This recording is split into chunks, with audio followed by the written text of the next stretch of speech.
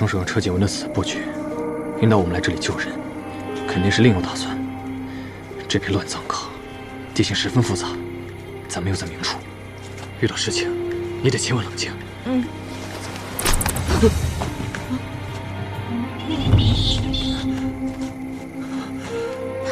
没事儿，是蝙蝠。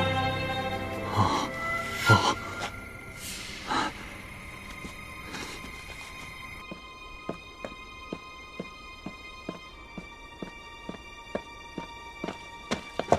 别动，秦神探，这么着急干什么去？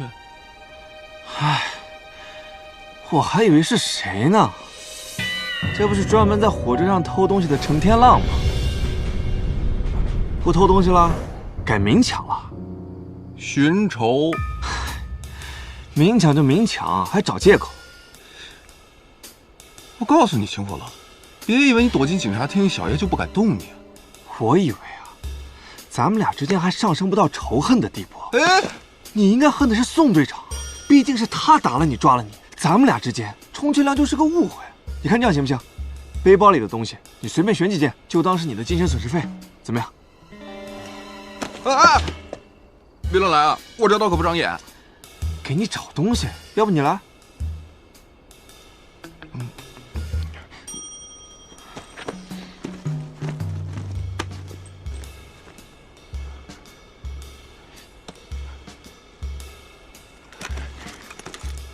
这是手电筒，照亮用的。那是放大镜，对你没用。哎，那个好，对，就这个，巧克力。巧克力，干什么用的？吃的，尝尝。怎么了？现在这么胆小啊？胆小？浪爷字典里就没有“胆小”这个词儿。巧克力，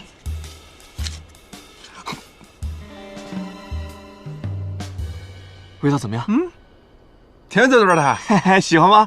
我再给你拿几块。多拿几块，多拿几块。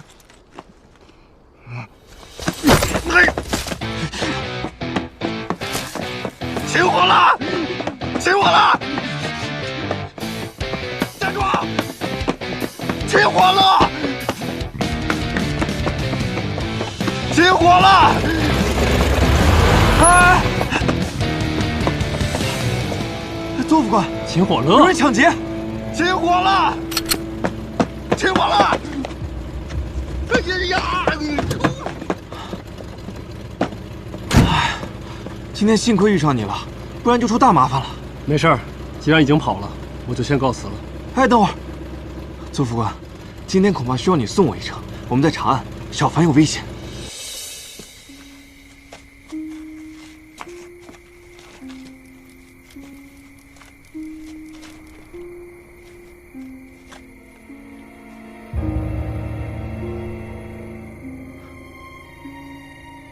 我怎么又绕回来了？这叫鬼打墙。什么？他们已经去了盘龙岗啊！哎，慢走慢走，请留步。老海，哎，邹副官，您是雷司令身边的第一红人，雷家军的青年才俊，今日有缘结识，霍某真是三生有幸，请指正。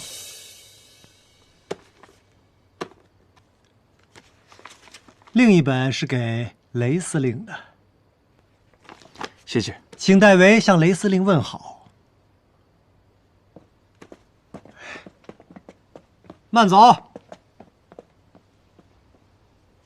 老海。哎，我霍清新最近不知道走什么运了，连雷司令身边的第一红人都结交上了。好，真是太好了。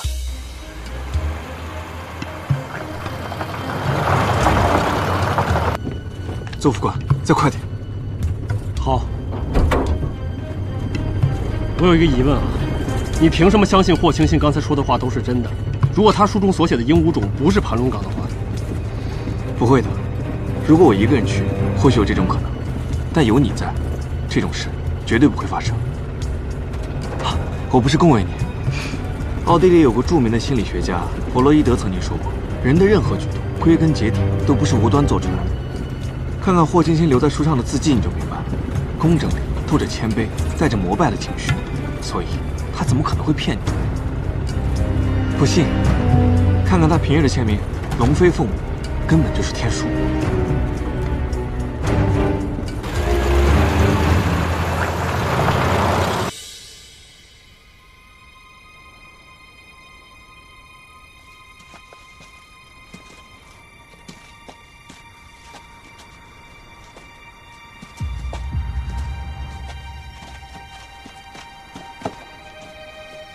看，是做仙粉。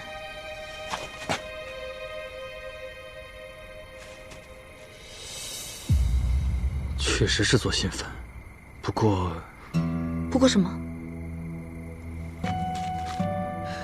你看，这个纸钱是被雨淋透过的，如果是露水，不可能湿成这样。上一次江州下雨是7、8天前，说明这个粉至少是7、8天前下葬的，被埋在这里面，别说7、8天了，7、8个时辰都活不成。我们再去别的地方看看。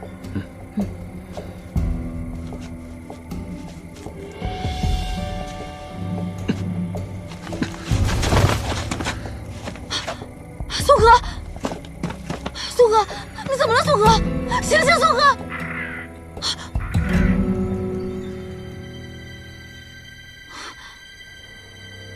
是杖。医书上说，湿杖结聚不易疏泄，耽搁久了侵入肌肤纹理，就会腹胀生毒，到时候神仙都救不了。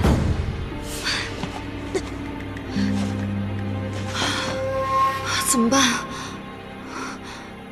哎，我怎么没事？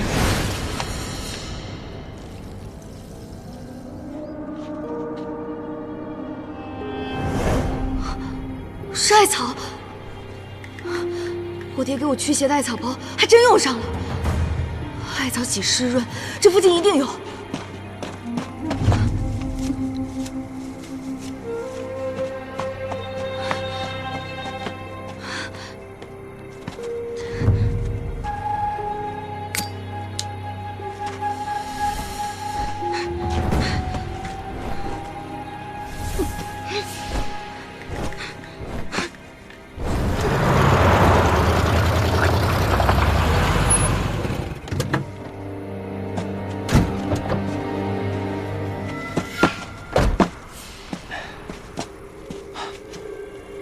怎么办，左副官？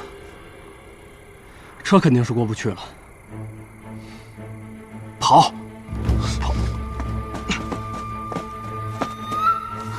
宋河，醒醒啊，宋河！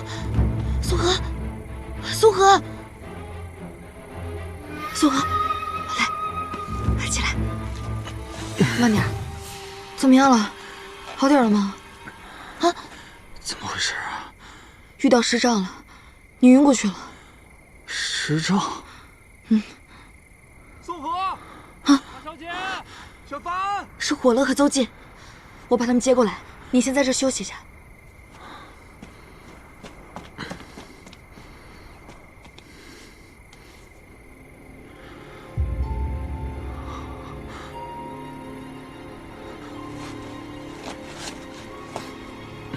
大小姐，宋河。大小姐，火乐，邹进，小凡，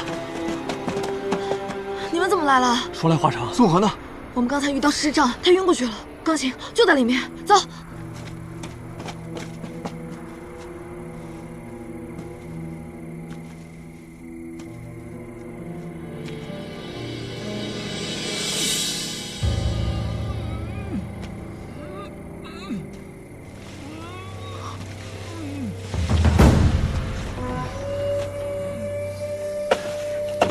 下面有人吗？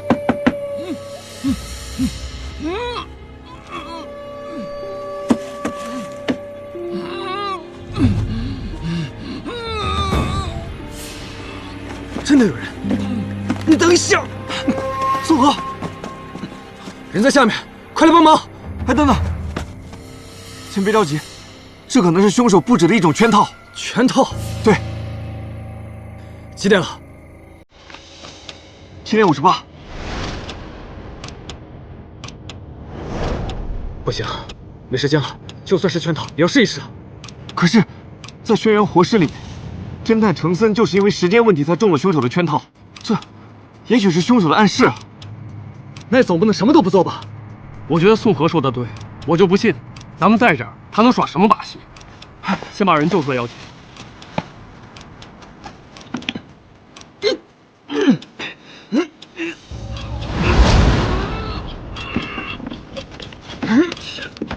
走！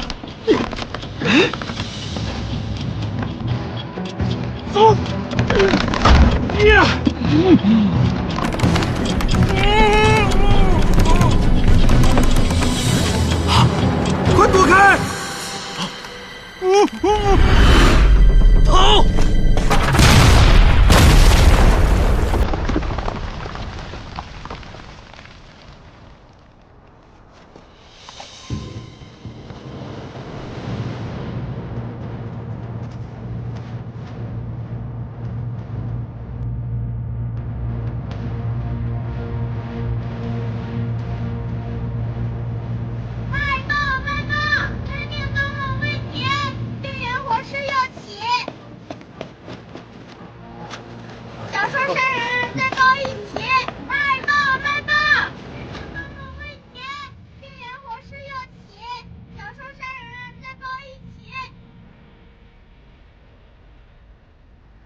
死者叫韩达，是个茶庄的掌柜。经调查，生前跟车景文没有任何交集。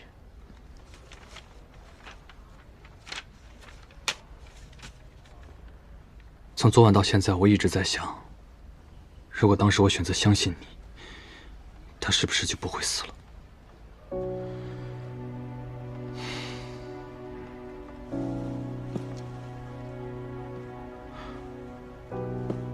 凶手是计划好的，他比我们想象中更加了解我们。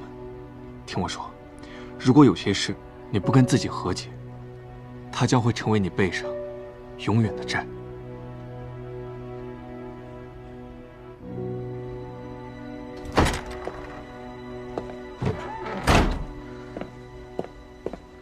这是我从死者胃里发现的。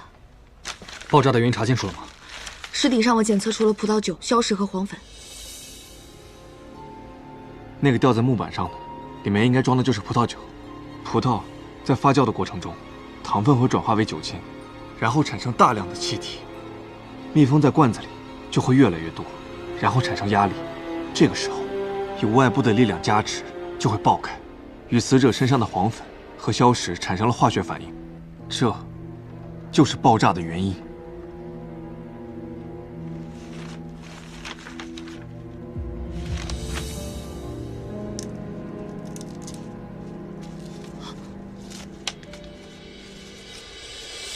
第3个目标，死于4月20日晚6时。我扑不灭那团火焰，赌轩辕活尸也没有办法。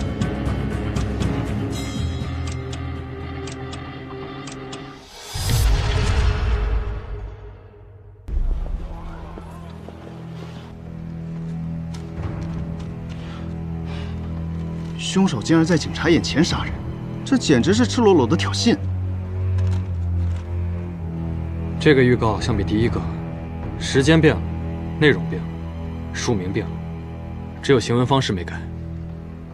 凶手在同我们交手之前，已经把每一步都计算好了，并且十分精准，甚至连盘龙岗会出现尸障，也在他的计划之内。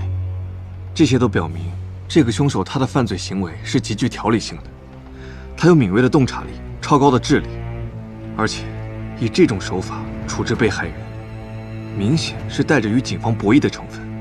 我同意米斯特琴的分析。刚刚我特地去查了历书，昨天刚好是谷雨日，这个节气一到，万物复苏，乱葬岗中必成尸障。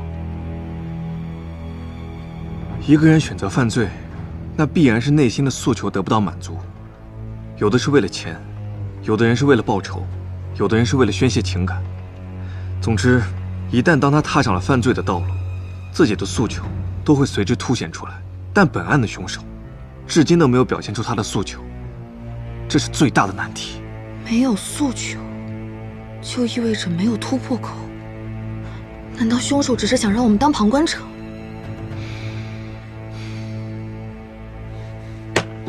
兵分两路，一方面查清楚凶手留下的线索，另一方面查清楚死者为什么是韩达。韩达和车景文一定不像表面看起来那样毫无关系，我们要找到两者之间的交集。宋队长，我申请这部分由我来完成。还是让小陈他们去吧。我跟车先生更熟悉，由我来调查更为妥当。凶手如此残暴，你要出什么意外，我怎么和雷司令交差啊？是啊，范医生，还是让我们去吧。我觉得可以让小凡试试。小凡，你不是跟邹副官是好朋友吗？请他帮忙。雷家军兵多将广，把江州翻个底朝天，总会有些线索的。没错。没事儿，亲，谢谢你刚才帮我。小意思。不过你要答应我，一定要叫上邹静，保护自己的安全。放心吧。好。那天我跑遍了江州各大茶庄，买了许多茶叶。后来经过对比证实，你在车景文家里喝的茶叶出自吴宇轩，也就是死者韩达所经营的茶庄。你那天说出去逛逛，就是为了找这个？我知道了，我会顺着这条线索继续追查。好，等你的好消息。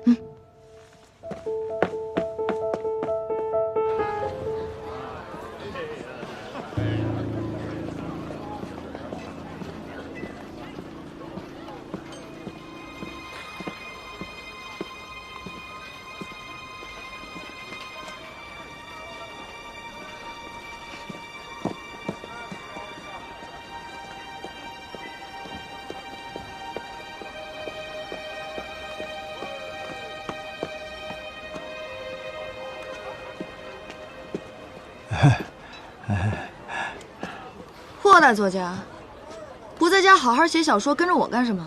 有什么企图啊？哎呦，大小姐误会我了，我怎么敢对大小姐有什么企图啊？实不相瞒，我已经激动了一个早晨了。盘龙岗这件事让我突然产生了灵感，我打算以这个案件为蓝本，再创作一部新的小说。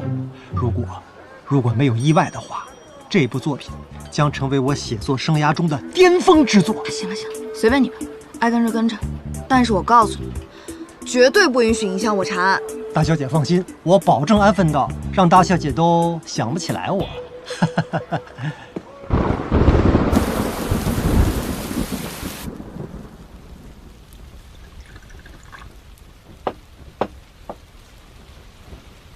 这个死鬼，我还以为他又被幻影楼哪个姑娘给缠住了，还想着等他回来跟他闹一场，谁知道他就回不来了。你和韩掌柜没有孩子吗？那请问，韩掌柜生前有没有跟你提起过车景文这个人？谁？车景文。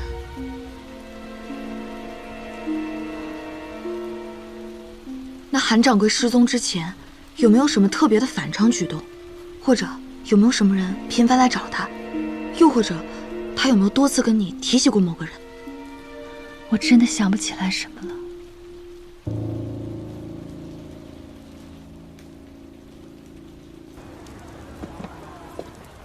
哎，大小姐，咱们接下来去哪儿啊？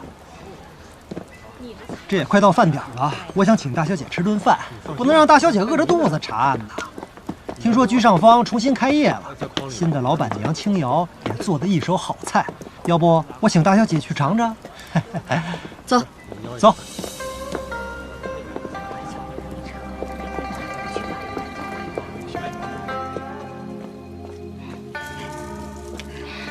您就是青瑶姐吧？我听我爹说了，绛玉姑娘的居上坊又重新开张，多亏了你。我之前受过秦律师的恩惠，这次他找到我，青瑶自是义不容辞。你的手艺和绛云姑娘的一样好，谢过范小姐夸奖。那这次就由我来做东，您二位啊，千万别客气。那不行，霍先生说了，今天他请客。啊，对，说好了我请客，这些菜不算什么，给我打个折扣就行了。行，那我就不打扰二位了，你们慢用。哎，大小姐坐。大小姐办案辛苦了，多吃点啊！我愿意让大小姐差遣，以后有什么事儿啊，尽管跟我说。就是将来，如果将来有机会的话呢，帮我在司令面前美言几句，给我的新书做个序什么的，我一定感激不尽，感激不尽。霍先生，我有个问题一直很好奇，还望你解惑。大小姐，叫我老霍就行了，有什么问题尽管问，我一定知无不言。老霍，在你看来，车先生和韩达还会因为什么事情而产生交集？这个嘛，车景文没有朋友，他好像也不需要朋友。我不知道他为什么非要把自己活成了苦行僧。我的处女作就是那本《催命灯笼》，如果没有他的帮助，根本就不可能出版。可也就是这样，我也没觉得景文和我真正的交心。那么他和韩达之间唯一能够产生交集的时刻，恐怕就是去吴宇轩买茶叶了。看来我根本不了解车先生。以车景文先生的为人，他口中的珍贵，一定不是世俗意义上的珍贵。那个茶叶对他来说一定有特殊的意义。你的意思是，有这么一个人，对车景文而言特别重要的人，他曾经在吴宇轩茶庄买过茶叶，然后送给了车景文，是不是？不排除这种可能。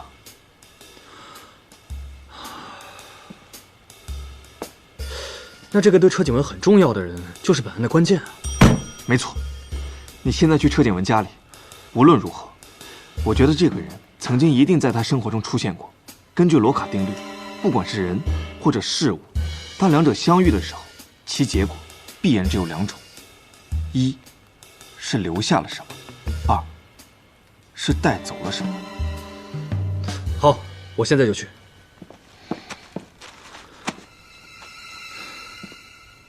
你不一起去吗？你去车先生家里，我留在这儿看霍青青的第3部小说，查找线索。咱俩是最好的搭档。大小姐，我还想到一件事儿。快说。那时候，因为《催命灯笼》那本书卖得很好，所以书局约我续写《轩辕活尸》，还是以程森为男主角。可是开篇几个段落我一直处理不好，便想着请景文给我出出主意。哎呀，景文，哎呦，景文，你就帮帮我吧！你看我这都抓耳挠腮好几天了，你要是不帮我，我可怎么办呀？哎，今天恐怕是不行了，我要去一趟怒山。哎呀，景文，你就行行好吧。实在抱歉啊，青青，我一早就约了西隐寺的陈海和尚，是绝对不可以爽约的。德贤，我一定会帮你的啊！哎，景文，这个琛海，恐怕是我在景文口中听到的唯一一个朋友，不好说，但也许是他比较在意的人。哎，大小姐，你去哪儿啊？还愣着干什么？现在就去怒山西隐寺找那个陈海和尚。西隐寺路途遥远，咱们得先解决车马的问题。哎。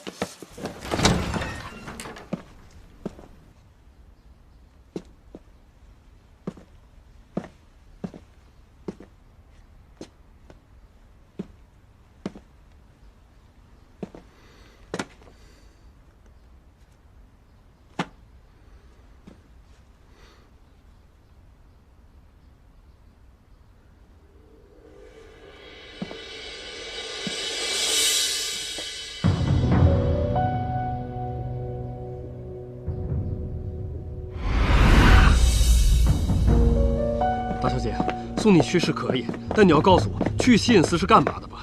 上次盘龙岗的事情，司令就已经骂我了，就多余跟他说。可这个事情我必须要说。你到底去不去啊？邹副官，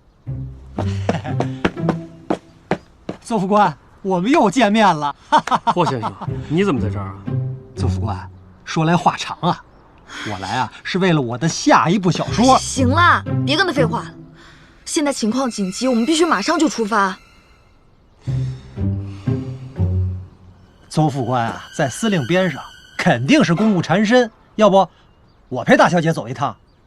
我会开车。不用了，西隐寺地处偏僻，还是我送大小姐比较稳妥。真默契，哎，我真的会开车啊！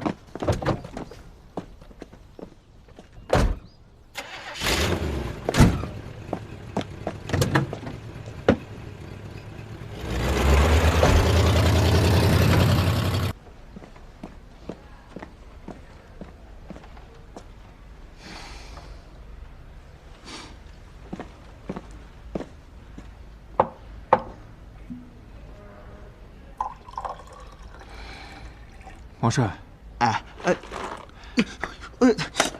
这没事没事没事，对不起啊，没事，我谢谢啊。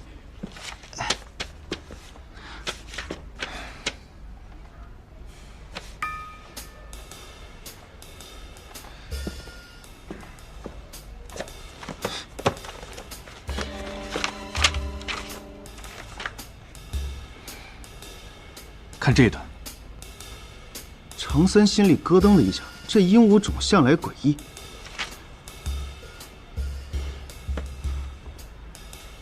程森心里咯噔了一下，这凶宅向来诡异，除了把鹦鹉种换成了凶宅，其余的完全没变化。没错，我明白了，也就是说，这第3个目标有可能藏在凶宅里。并非是这样啊，因为凶宅在书的结尾处已经被一场大火烧了个一干二净。这不是正是对应着我扑不掉那团火焰吗？对，2个行文段落完全一样。烧掉了凶宅，就剩下了鹦鹉种，所以凶手的第3个目标还在盘龙岗。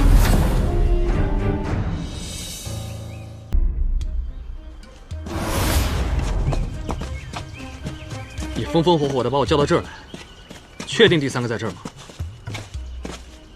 找看吧，抓紧时间。几点了？5点半。分开找吧，1刻钟以后在那边汇合。好。哎，别害怕，太阳都还没落山呢，孤魂野鬼出不来。我是想说，如果有什么新的发现，就立马通知我。这个凶手智力超群，设置的障碍只会越来越难。知道了。1、2，走！走！1、2，走！1、2，走！1、2，走！走！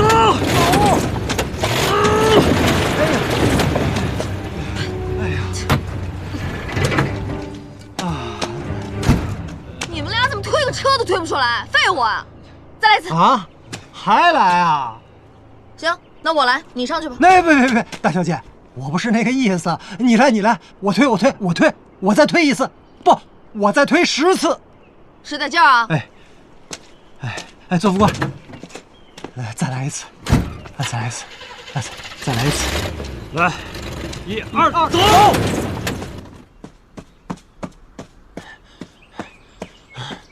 哎，怎么样？有什么新发现？你说，一具尸体藏在什么地方最难被发现？尸体？对。那藏的地方可太多了，比如藏在一堆尸体里。啊？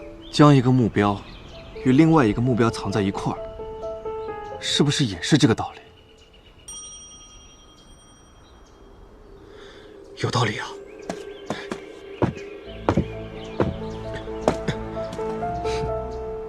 这才符合凶手的一贯作风。还不下来帮忙？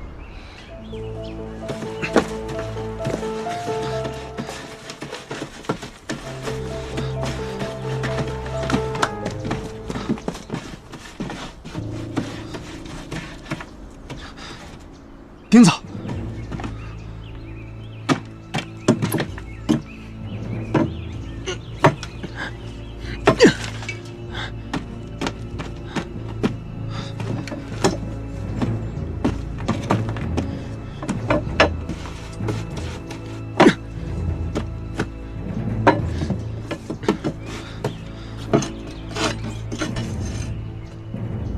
还有7分钟。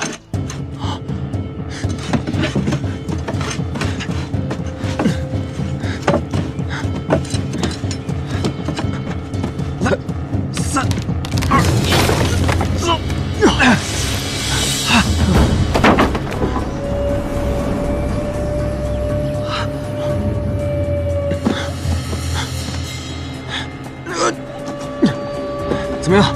醒醒！怎么样？怎么样？别怕，我们是警察。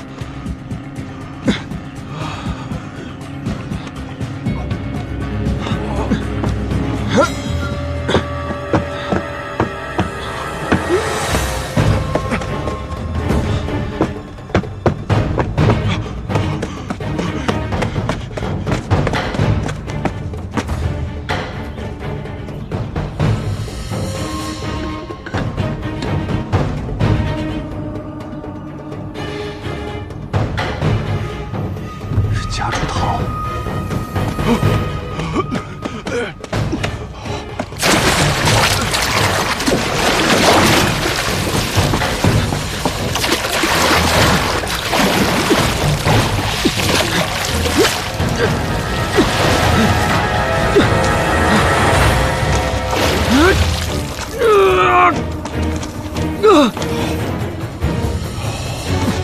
老婆，老婆，老婆，老婆，坚持一下，醒醒，坚持一下，送你去医院。老婆，老婆，老婆，老婆。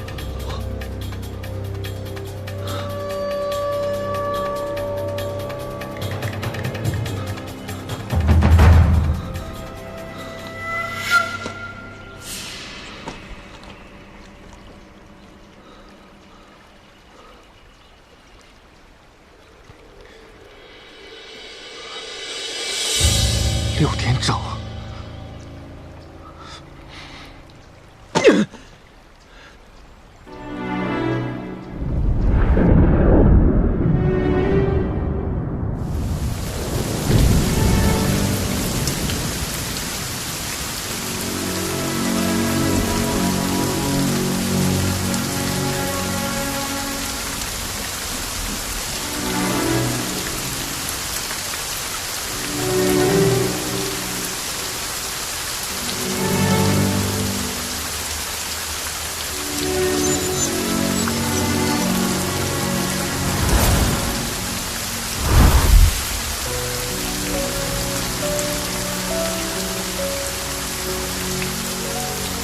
我们输了。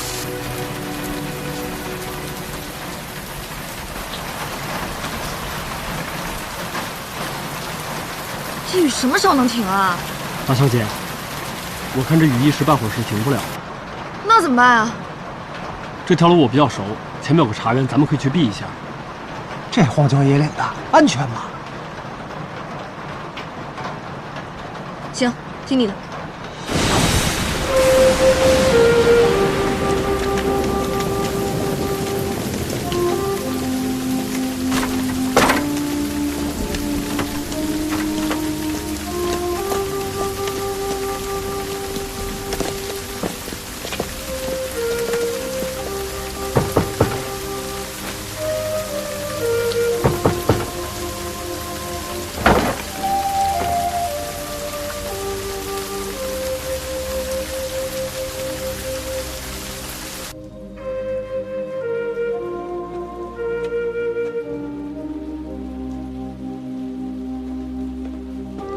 姐姐，我们打扰你了吧？坐吧，别忙活了。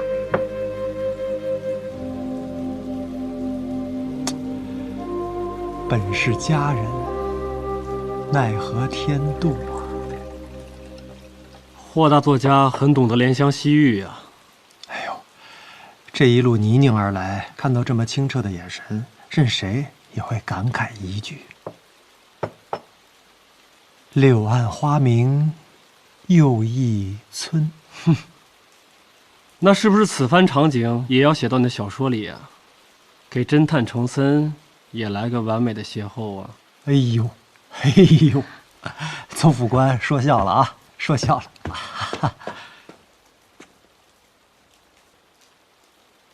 这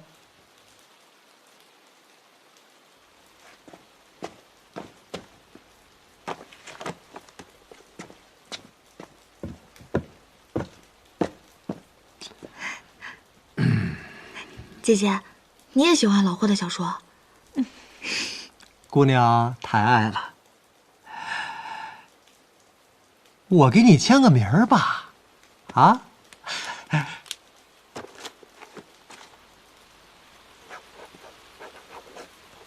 嗯。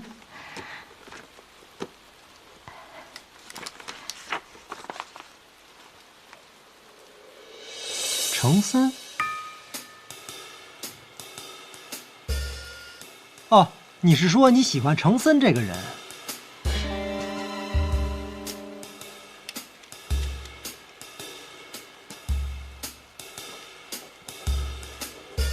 有没有像程森一样正义的侦探？队长，第3名死者的身份已经查清楚了，他叫徐三儿，是江州本地的一名游医。家属通知了吗？他孤身一人，并没有家人。国文教员、茶庄掌柜、游医，这3者之间到底有什么联系啊？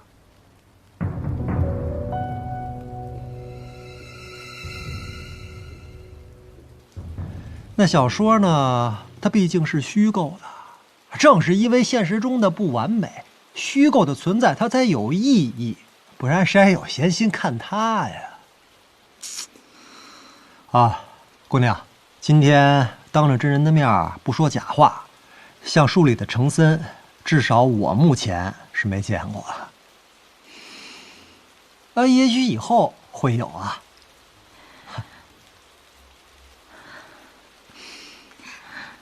姐姐，虽然我不知道这世间有没有程森，但是我知道，还是有很好的警探的。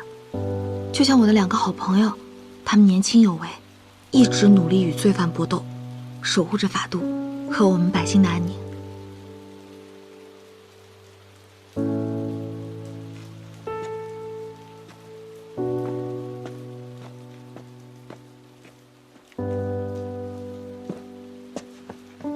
知不知道有时候说实话是会叫人伤心的啊？大小姐，这雨一时半刻停不了了，今晚只能在这里休息了。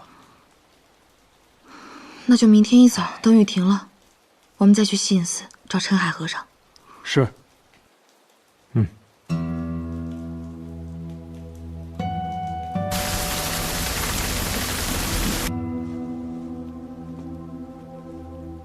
你看看，对这人有印象吗？仔细看看，真的没有？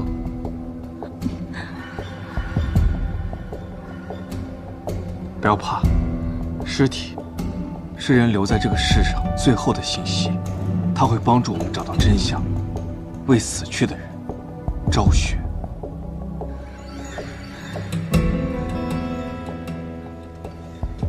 再仔细看看吧。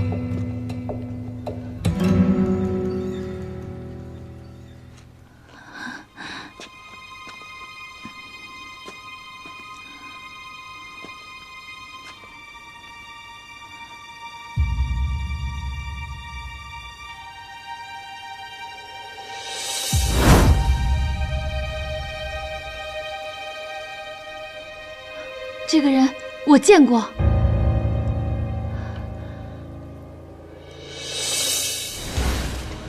半个月前，好像就是这个人来我家找过韩达。你再帮我想想，有没有什么别的漏掉的线索，比如谈话的内容。我真的一句都没有听清，可能跟孩子的事情有关系。这么多年，我和韩达一直想要个孩子，但总是没有动静。但那天不一样，他看起来很开心。还有别的吗？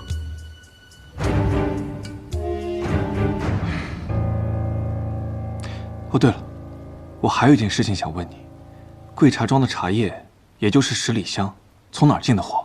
我们家有自己的茶园，不需要进货的。茶园在哪儿？怒山，西隐寺旁边。对啊，我怎么没早想到这一点？也许那个茶叶根本就不是从吴宇轩茶庄买的，而是出自茶园。小陈，去把我那幅画拿来。是。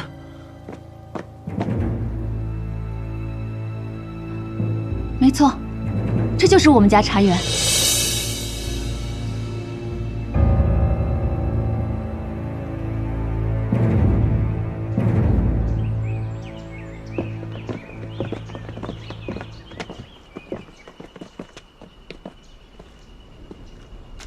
谢谢姐姐，我们有空会再来看你的。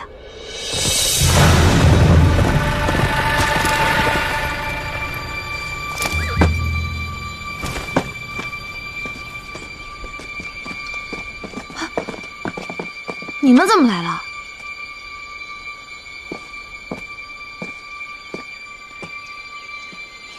你好，可以喝杯茶吗？